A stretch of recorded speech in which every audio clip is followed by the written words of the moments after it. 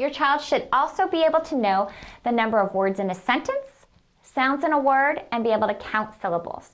They should know that the sentence, "I want more juice, please," has 4 words and not, "I want more juice." Sometimes kids have a hard time at first knowing where one word stops and where the next word actually begins.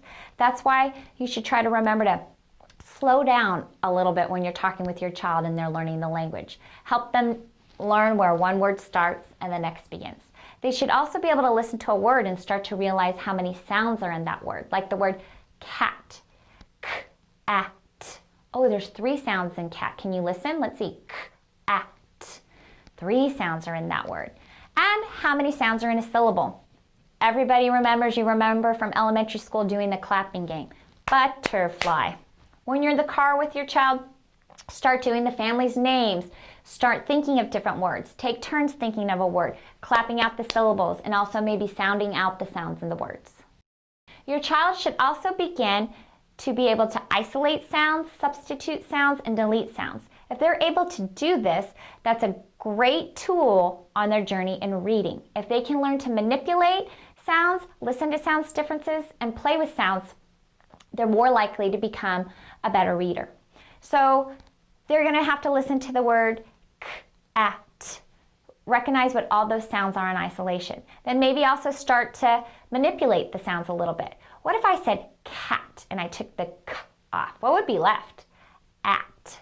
Remember, this is a later sound. This isn't for younger kids. These are for your later preschool kids, maybe even kindergartners that are getting ready to learn to start to read. If they can start to develop some of these sounds, it's going to help them in their journey with reading. Your child is also going to need to learn letter-sound correspondence. This is one of the foundations in learning to read.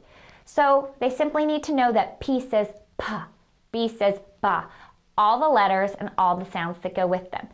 Sometimes you can use visual sounds to help. You can look at some of my other videos that show how to teach sounds if you want to use some of those strategies. I usually show them where we make the sounds. Watch, P says P, P, P. Oh, that's a lip popper. Kind of try to add another tactile and visual cue, kind of helps them in their journey. Get refrigerator magnets, put those up. Start talking about what the letters are. Start talking about what sounds they make. Continue to read with them, sing songs with them, start to point those things out. Oh, look, there's a T. Remember, the T says, that's right, t, t, t. The T says t. Start working on those. Make it fun with you when you can. Incorporate it into your daily activities.